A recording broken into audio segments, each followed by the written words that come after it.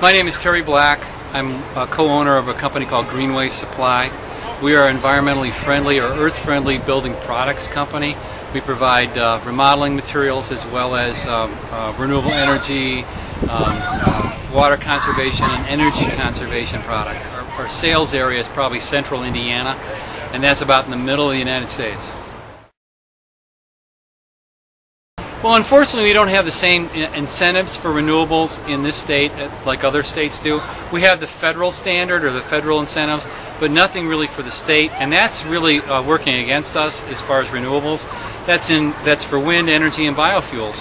There's just not an investment or a commitment to it in the state, and the reason is they're not politically motivated to do that. We are referred to as a coal state, even though we import or we burn coal from other states. Half of the coal we burn in this state is from someplace else. So we're not actually a coal state, but that entrenched political and economic control that exists from the coal industry still controls the leadership in the state. So we don't have that top-down leadership.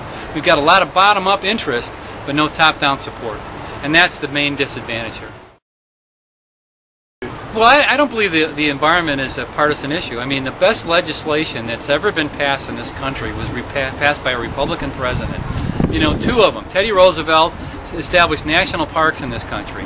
Huge conservationist, Republican.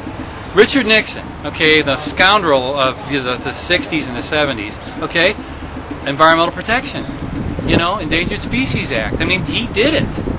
You know, and he did it for political reasons because he felt the swell of people who were interested in the environment. Well, the swell came about because people were dying from smog in New York City, not just in Los Angeles. We're the entrepreneurs, we're the guys coming up with the new gadgets or the new applications, and the big guys aren't. We're the real risk takers. The big guys are not risk takers. It's, you know, it's abhorrent to them to take a risk. They want everything sewn up, and we're willing to do that. On my wish list, I'd like to see tax incentives, tax credits. I'd like to see a sales tax holiday on any sort of renewable. So if I buy it or you buy it, you don't pay sales tax on it. At the bare minimum, would be a sales tax holiday. We're not getting the revenue now because we certainly aren't selling it, so they're not losing anything.